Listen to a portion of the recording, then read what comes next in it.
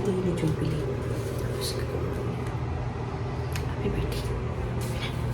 So for day 3, it's Jubilee's birthday. So nag-prepare kami ni Jazz ng simple surprise sa kanya. Gumising kami at 4:30 AM and throughout this preparation, kinakabahan kami kasi si Lee gumigising-gising. So ayaw naman namin ma-jinx yung surprise. So talagang tahimik lang kaming nagpe-prepare ng surprise.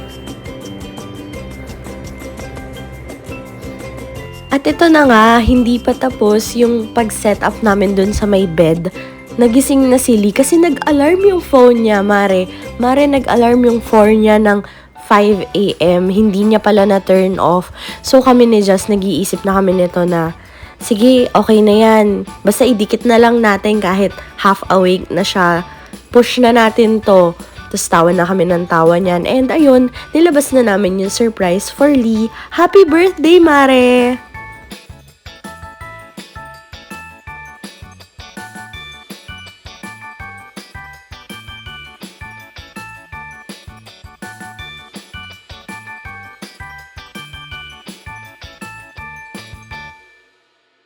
Hi guys! It's your girl, Joyce here. So, papunta na kami ng Fort something. Basta yung port, papuntang Guimaras. So, nag-grab kami. Waiting for the grab. Funny story lang, mali pa kami ng nabook na port sa Grab. Buti na lang mabait si Kuyang Grab driver and then wrap off kami sa right port. We're going to ride MV Jordan Ferry. This is our boat. So nice. So going to Guimaras, sasakay kayo ng ferry. It's about 5 to 10 minutes ride. Tapos mura lang yung fare sa ferry, 30 pesos per head. Tapos sobrang lapit lang talaga ng Guimaras sa Iloilo. As in, pwede kang magbalikan within the day. So the overall Guimaras tour took us about half day lang. Tapos ang dami pa naming spare time after. Maganda rin yung ferry, hindi siya yung luma and mahangin naman siya so hindi siya mainit. Ito yung binayaran naming ticket, 30 pesos per head, then this is what the ferry looks like inside. Pagbaba nyo ng ferry, meron agad tourism desk kung saan pwede kayong mag-book ng mga tours nyo. So we booked one tricycle, good for 4 packs. Hi guys! So we're here at Guimaras and nag-book kami ng tricycle for our day tour. 10 destinations siya plus beaches pero di na kami mag-beaches kasi hindi kami ready. So ganito yung tricycle nila guys. Nasa likod ako. Say hi! Ayan. So ang aming first destination ay I don't know. Surprise! Ang cute mag-backride sa tricycle kaso sobrang nakakatakot kung wala kang balance kasi umaalog-alog ka talaga. Then, our first destination is yung mango plantation. Sarado yung pinaka-plantation so dito kami sa private.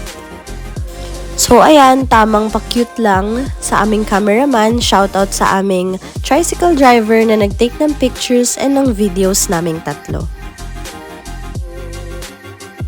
So, our next destination is the Windmill Farm. Medyo malayo-layo siya dun sa mango plantation. It's about 5 to 10 minutes tricycle ride. And pagdating dun sa windmill, medyo off-road na yung daan.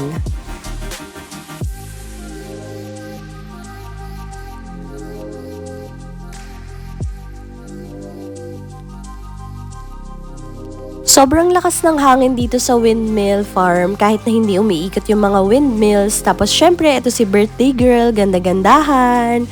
Happy birthday, Mare!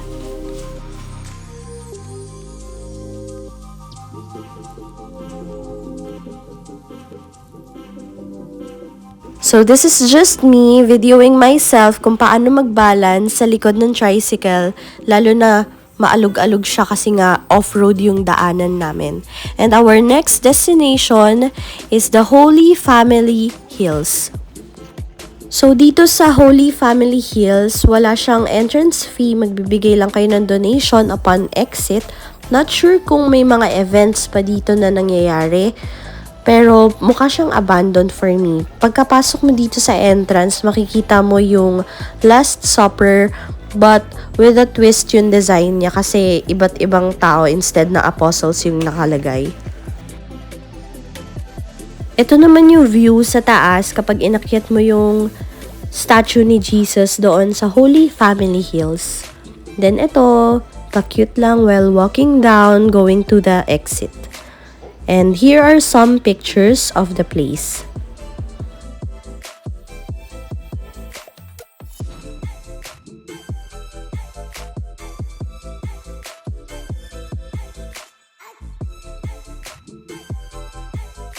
Hi guys, it's your girl Joyce here. So we're here at Trappist Monastery. Copyright sa yung dalawa. Hindi na ako nakapag-video sa iba kasi ang hirap ng biyahe. Ano naman? So this is the Trappist Monastery. It reminds me of the Jesuit Chapel in Ateneo. Meron din silang souvenir shop kung saan pwede ka bumili ng pasalubong and some religious stuff.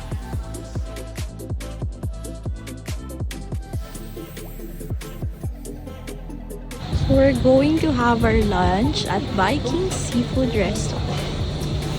Guys, it's your girl Joyce here. So tapos na kami kumain. Hindi na ako nakapag-video or nakapag-picture ng pagkain pero masarap. What we ate, so mixed seafood, buttered chicken, and buttered shrimp. Ang sarap ng sauce nito. So this is the place. Meron silang mango pizza.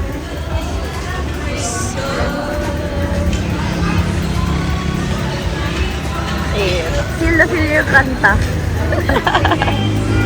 Hindi na kami bumaba sa smallest plaza kasi it's already raining, so we decided to go back to Iloilo. So from Port, napag-decided namin na mag-commute going to SM City Iloilo. Gusto lang namin matry yung mall and magpalamig kasi it's so mainit.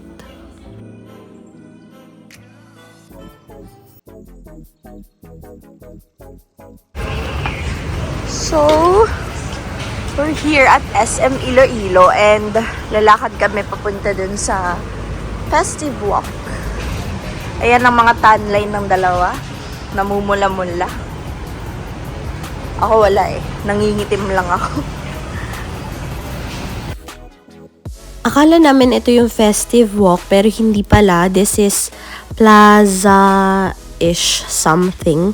Tapos bawal mag-video. Medyo nasabihan kami ng guard na bawal po mag-video dito, ganun.